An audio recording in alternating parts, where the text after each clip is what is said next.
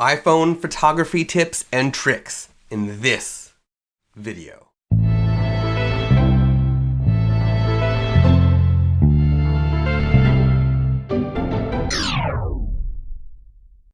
Hey, this is Scott Wyden-Kivowitz, and a good friend of mine that I've known for a long time just switched from Android to iPhone and is complaining that her photos aren't as good. So she asked me to share a video on some iPhone photography tips and tricks. So that's what this video is all about. So here are a few things that we're gonna start with. Now you're gonna be seeing my iPhone and we'll be tapping and switching and doing stuff, but you're not really gonna see a great view. You're kind of gonna just see the video editor. You're gonna see my laptop. You're not gonna see anything super fancy on the actual screen, but I want you to pay attention to where I'm clicking, what buttons I'm pushing, and things like that. So first tip is you want to have the HDR mode on auto. So in order to do that, open up the camera and then click on HDR and switch it to auto. HDR stands for high dynamic range. It's going to make the highlights not clip, basically have some detail. It's going to make the shadows not clip, have some detail. And what's really nice is, as you'll see in a little bit down the road on this video, you're going to see that you can actually have the original and the HDR version saved at the same time. So what that might do is get you some better exposed photos in some cases and some kind of not so good exposed photos in some cases. And just a matter of having that available means you have more choices really for your photos to use. The next tip is turn off live photos. So that is this icon at the top in the center. When I tap it, it's yellow. It means that it's on. And basically, if I take a picture right now with live photos turned on, then it will be a moving picture. You would actually see the movement as you take it. And it's like a few seconds, maybe a second or two of movement. And the downside to live photos is that, one, it doesn't work on all desktop computers, and two, that it actually uses a degraded quality of photo. So it's not using the full resolution of the iPhone sensor. It's actually reducing the quality, compressing it a lot. So you're not getting the full power of your phone's sensor and lens and software by using live photo. So keep that off. Unless you actually want it, leave it off and you'll get the best quality out of your photos. The next is set tonal to none. So tonal is this fun icon at the top right. Let's turn this off and I'll just write that one right there. It's that icon of the three circles. You tap it, you might have an effect on, you might not. I would say leave it on off. So none. That way you're getting the purest form. Your iPhone is figuring out the best color and things, and the effects that you can get from this, they're not going to degrade the quality at all. Now, I don't know if it actually would degrade the quality if you were to choose any of these, but I definitely recommend just leaving it off and not worrying about it. If those three circles are colored, that means you actually have an effect on. If they are not colored, that means the effects are off. The last tip as far as the actual camera setting goes is leaving flash set to none. So if you tap on the flash, the little lightning bolt, usually it's on auto when out of the box. Leaving it on auto is okay. Leaving it on all the time, not so okay. Leaving it off is ideal. The flash is okay inside of the iPhone, especially the iPhone 6 and up. So the iPhone 6, 6S, 7, they have the true tone flash, meaning that it actually will adjust the white balance of the flash to adjust to skin tones and things like that. But it's still not perfect, and the flash is not powerful in your phone. So that means you're going to be slowing down your phone because it now needs to see if it needs flash. It needs to power the flash and so on. It needs to figure out the white balance of the flash and so on. It's going to degrade the quality a little bit if the flash is not ideal for that situation. So I recommend leaving it set to off. Those are the 3 or 4 settings really that I say that I would recommend to use. Now, let's go into the camera settings, not in the actual camera application, but the actual settings. We go to settings and we scroll down to, where is it? Photos and camera right there. And then if we scroll down a little bit, you'll see that we have a few options. First I want to go to preserve settings, and then you'll see that I have camera mode off, photo filter off, and then live photo on. Here's why. The first one for camera mode is preserve the last mode, such as video or square, rather than automatically reset to photo. So that means if you're in video and then you open up the camera, it's going to stay on video instead of going back to photo. This is all your preference, but this is what I recommend leaving it off because I want it to always default to photo because that is the fastest thing. Because the fact that you can get to your camera while your phone is locked, you want it to be able to go to whatever is what you use the most. And for me, it's photos, not video.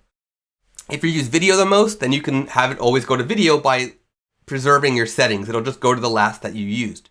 Next is photo filter. Again, I don't like using these filters because it could reduce the quality, it could slow down the capturing process, and so on. So I leave it set to none, so it always defaults to no filter. And then the last is turning live photo, leaving it reset to turned on. Basically, it's kind of the opposite of the other two settings. With it off, it will always turn on live photo, which is weird. So by leaving that feature on, the setting on, it will leave live photo off every time you load the camera app. They should have reversed the setting so it was all off, off, off instead of off, off, on. Very strange. We go back, and next you have the HDR, high dynamic range setting, and you want to keep normal photo turned on. That way you always have the normal one, and then you have the HDR version of it as well to choose from in your photos. Let's move into apps. I'm going to talk about my favorite apps. First one I want to talk about is called Filmborn. If I click on Filmborn, you will actually see that you have film replication right in the app. Here is the app. Right now it's on black and white. I can switch it to a color preset. I can make my own presets. I have tone curves to choose from. I can choose the lens that I wanted to use. It fakes a 35mm, can fake a 29mm, and it can fake a 50mm. This app is fantastic. I can scroll up and down in order to adjust the exposure. I can do the white balance by going left and right. And there's a lot of other things you can do in this app. This is the best application for film replication. Right now, it doesn't do RAW, so meaning it does not shoot in DNG, which the iPhone can now do. But I believe that's coming in a future update. It's a fantastic app. I definitely recommend it. The core app is free, and then there are paid upgrades to get additional features. The next app is actually the Lightroom Mobile app. The Lightroom Mobile app, if you use Adobe Lightroom for your photo organization, then it's ideal for you because you can access all of your photos that you want synced on your mobile phone, but you also have a camera built in. Don't mind me, I'm a beta tester, so every time I load it, it asks me those things. So it actually shoots the DNG if you want. So you have a lot of control over what you can do. You can control the flash, you can do selfies if you want, and so on. You can do filters right in the app as well. You can do all the black and white filters and things like that. You can also do manual control, in the professional mode. You can do HDR if you want. Lots of options to choose from in this app. And this is right built into the Adobe Lightroom Mobile. This is a free app, so even if you don't pay for Adobe Lightroom on the computer, you can still use, I believe you can still use Adobe Lightroom Mobile, which is good. The next is actually on a different screen. If I go to photography, and then it is called Darkroom. This also does not do, sorry, there are some baby photos there.